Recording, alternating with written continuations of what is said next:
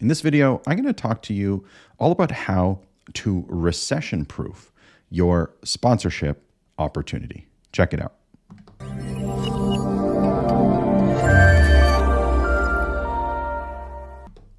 Let's talk about how to recession-proof your sponsorship opportunity. But first, it's important to note, whether or not there's a recession going on actually is sort of irrelevant. Businesses are looking at their marketing investments every day, week, month, quarter, and year. So you don't want to find yourself in the bottom 10%, the bottom half of their marketing investments. So whether there's a recession, whether there is uncertainty in the marketplace or not, is actually irrelevant.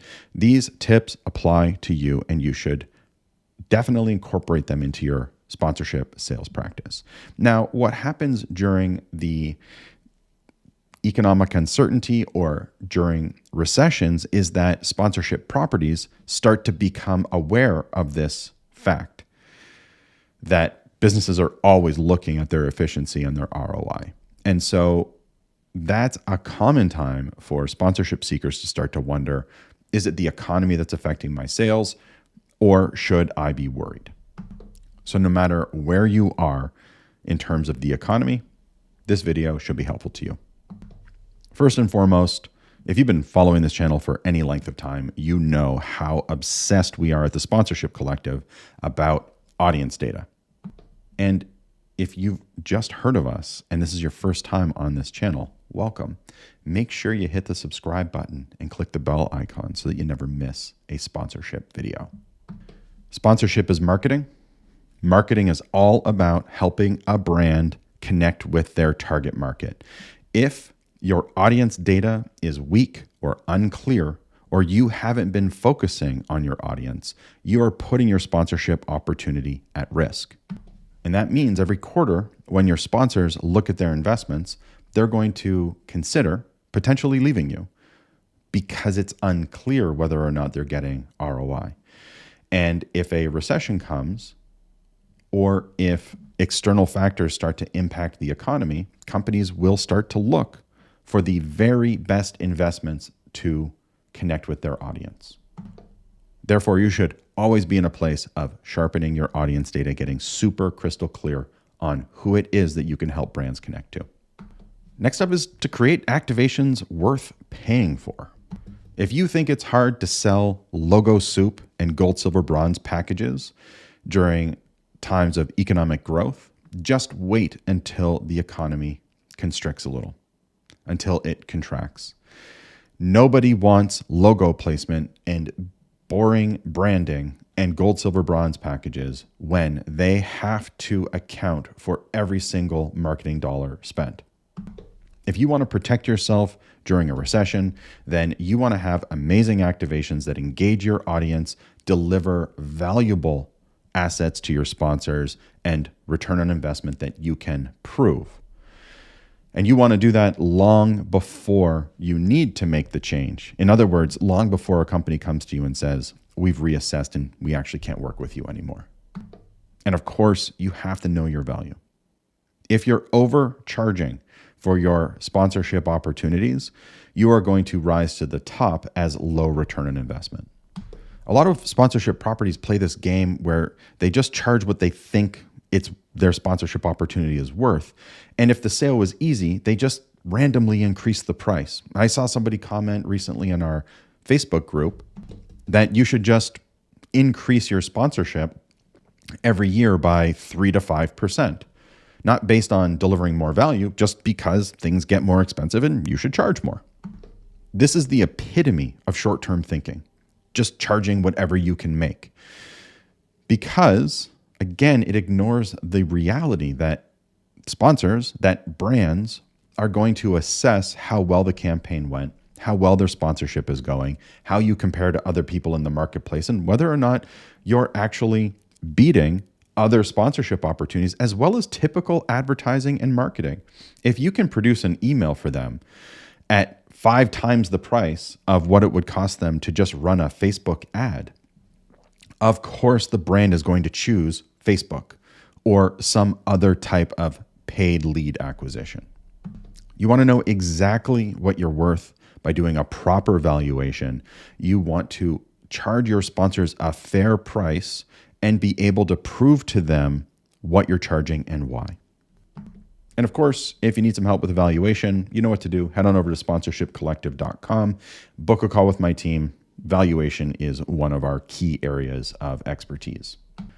Delivering great activations and charging market rate are two key metrics, two key strategies, but you also need to be able to prove your return on investment. If you take the attitude that sponsor gave you money, you gave them logos, you did your very best, there's not much else you can do, then you are putting yourself at risk rather than being a good strategic marketing channel for the brand. Instead, you are not being proactive in showing that you are delivering return on investment. You want to be able to show brands that you can deliver 3-to-1, 4-to-1 return on investment in your sponsorship program. If you can do that, in other words, if you can prove that they get 4 times more value out of the sponsorship than they put in, then you have a really good chance of proving to them that they should not move on from the sponsorship agreement. Remember, in times of recession, brands are going to look even more closely at their investments, at their costs, and focus entirely on those that are producing the highest return on investment. And it bears repeating. This isn't something that happens only during recessions. This is something that most brands do quarterly and certainly annually, looking at what is delivering the highest return on investment. And I know this is controversial. This can feel a bit scary, but if something's not working, my recommendation usually is to go to your sponsor and share it with them. They probably already know. If you are saying we're going to get this many people to engage with you online and you don't deliver on that, my recommendation is usually to sit down with your sponsor and say, here's the valuation we produced. Here are all the assets we agreed on. Here's where we delivered. Here's where we over-delivered. Here's where we under-delivered. And proactively, here's what we did to make up for it. So that when you are going to your sponsor to talk about what didn't work, you've already overcompensated for that thing not delivering. Have a conversation with your sponsors about how you can make up for it. Why? Because if a sponsor feels like they're not getting good value and they don't feel like they can trust you, the likelihood of them moving on is quite high, recession or not. If, on the other hand, they have a partner who comes to them and says, this didn't go as planned, but I've already done all these amazing things for you, and I'm going to give you a discount on a future sponsorship and or a whole bunch of free assets and activations, that's a really good way to be proactive and prove that you are a partner worth staying with. And of course, long before you find yourself in a position of a recession, you should be asking your sponsors for feedback. And if you find yourself in a situation where a recession has been reported or the economy is contracting, you want to sit down with your sponsors and have a conversation with them about their goals, whether they've changed their goals and how you can help them achieve those outcomes that they're after. Yes, it might mean that you hear something you didn't want to hear. Yes, it might mean that your sponsor wants to shrink their overall investment, but I would rather hear that negative feedback while I can still do something about it, or I'd rather have my sponsorship fees cut than lose them completely. Feedback is critical. And of course, there's no better time to ask for feedback than when you are delivering your fulfillment report. After every single sponsorship engagement, you should sit down with your sponsors and hand them a fulfillment report proving that you delivered everything you said you would, showing them the valuation before and the valuation after. In that meeting, you want to ask them for feedback, ask them how you can improve, and ask them what more you could do for them. This is a great time as well to sign your sponsors on for another year or sign them into a multi-year agreement. Now, let's be honest, during a recession, it's going to be harder to find new sponsors. For some reason, several properties will come to the conclusion that because it's harder to prospect due to the economy, they should stop prospecting. This is a horrible strategy. First of all, just because something got harder certainly doesn't mean you should do less of it. Second of all, an economy does not affect all businesses equally. Some businesses flourish during down economies. Some businesses flourish during times of economic hardship. Those are the companies you want to connect with, but they don't exactly put it on the news to let everyone know how great they're doing. The onus is on you to find them. Just because there is disruption in the economy does not mean that you should stop prospecting. In fact, you should simply 10x your prospecting efforts, expect to hear 100x more no's.